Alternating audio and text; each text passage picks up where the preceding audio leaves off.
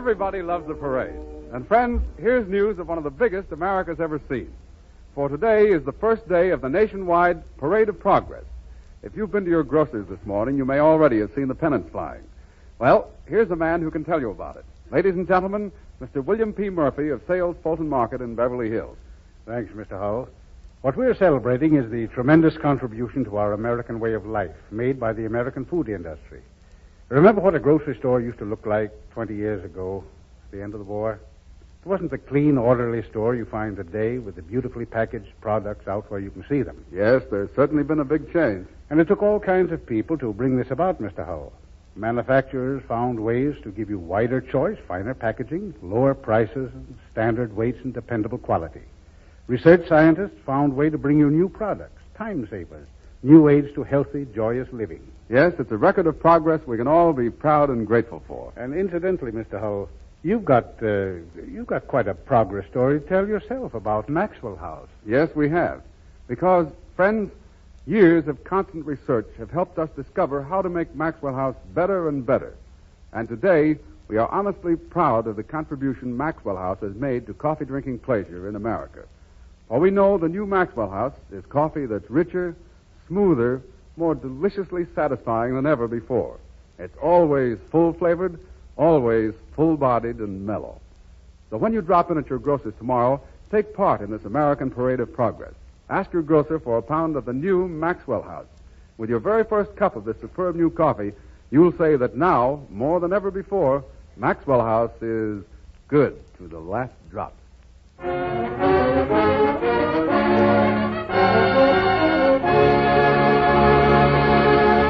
And now a young man who's become a great favorite with our Good News audience, thanks largely to the lovely lady to whom tonight's program is dedicated. Douglas McPhail was discovered by Jeanette McDonald and signed to an MGM contract as a result. All right, Doug, Jeanette's listening down in New Orleans. What's the matter, Doug? Nervous?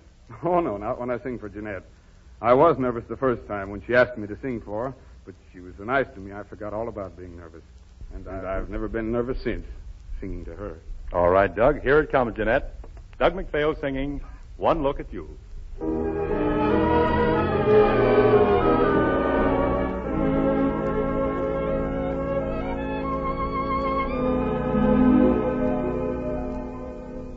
Till I beheld you, life was a bore, all of the glamour gone.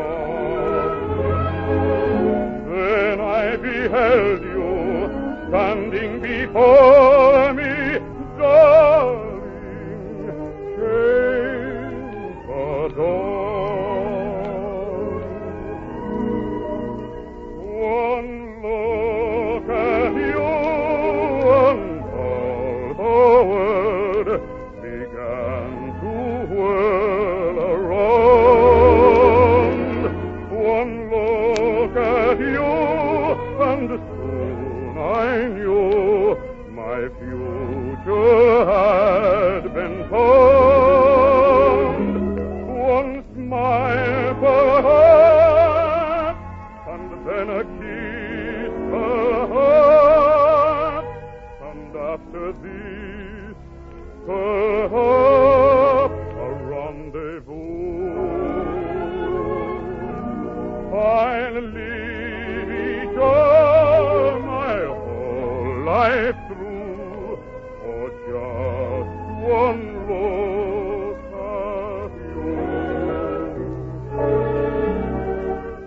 I took one look at you, that's all I had to do, and then my heart stood still.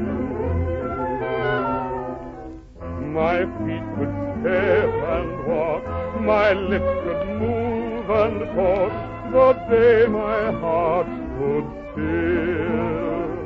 For just one smile, perhaps, and then a kiss, perhaps, and after this, perhaps, a rendezvous. I'll leave each other my whole life through for just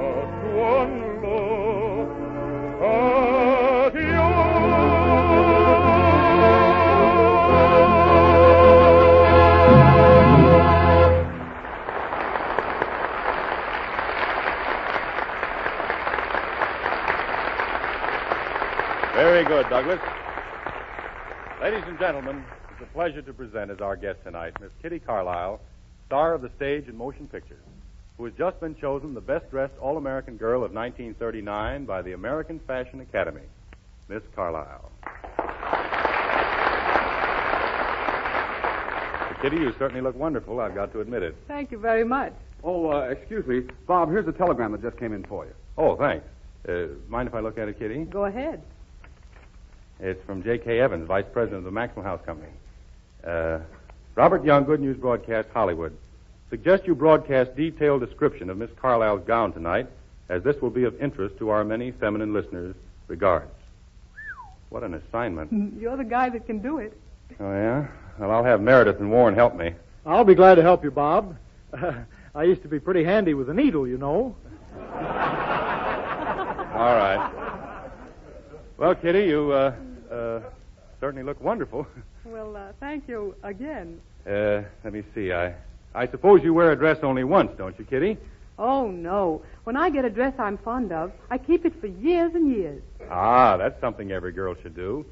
And if Mrs. Young is listening, I mean every girl.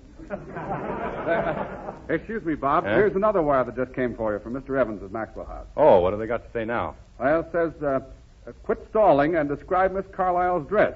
Regards. Gee, they aren't very patient, are they? Well, Kitty, I guess I better start. Do you mind? No, not at all. As a matter of fact, this is the dress I was wearing when the Fashion Academy Award was made. Oh, fine. Well, stand by, Warren. Stand by, Meredith. Okay, Bob. Oh, this is a cinch, Bob. Let me see. She's wearing a green dress. You might describe the shade of green. Sure. Pool table green. Oh. Oh, no. Kitty, is it apple green? Oh, yes, it is apple green, as a matter of fact. That's wonderful of you. Oh, apple green. Take it, Warren. Flash. Miss Carlisle is wearing an apple green dress. The whole thing's green. Coat, vest, and pants. Meredith, darling, that's a skirt. I beg your pardon, I'm sure. And the thing under the coat's not a vest, but a skirt. Isn't that right, Kitty? That's right. Shirt. No, yes. I think the ladies would call it a blouse, Bob. Well, how about calling it a shirt waist? My sister used to have a peekaboo shirt waist. Never mind your sister. This is not a peekaboo shirtwaist. It's an apple green blouse, and it's made of, what is it made of, Kitty? The blouse is silk jersey, and so is the coat. The skirt is sheer wool cut on the bias. Well, I'm glad you mentioned that. What are these little dinguses on the side of the shirt? I mean, blouse. The blouse is shirred on both sides and draped. The side pockets on the skirt are somewhat new, by the way. They sure look classy. What do you call these little things on the coat? Well, Meredith, it's a box coat, and these little things, as you say, near the shoulders that look like pockets, are called cartridge pleats.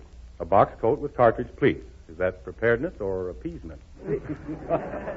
The ensemble is entirely non-political. Well, we better get after that hat, Bob. Oh, yeah. Where? It is a hat, isn't it? This hat is the newest thing, boys. This hat is not to be worn. Take it, Warren. Flash. Miss Carlisle is wearing a hat around her neck. It's a green hat. A green hat with pink ribbons and pink geraniums on it. Not geranium. Don't tell me. Petunia. No, these flowers never grew anywhere. Probably never will. They were grown in the mind of the designer. Funny place for a garden, don't you think so? Yes, I think so. Let me see. What have we still got to cover? Brown shoes and stockings. Brown, suede, opera pumps. Green gloves. To match the ensemble. Anything else, boys? Look carefully. A red pocketbook. Pocketbook. Oh, it's a bag to match the flowers on the hat. All right, now I guess I better give a summary. Folks, Miss Carlisle is fetchingly attired in a green sheer wool skirt cut on the bias with side pockets with matching silk jersey blouse. Shirred and draped at the sides, box coat with cartridge pleats at the shoulders, an apple green hat with dusky pink streamers and flowers to match, which she wears hanging down her back. Light brown suede opera pumps, pink suede bag, and green suede gloves. This is Bob Young, your fashion reporter, signing off. While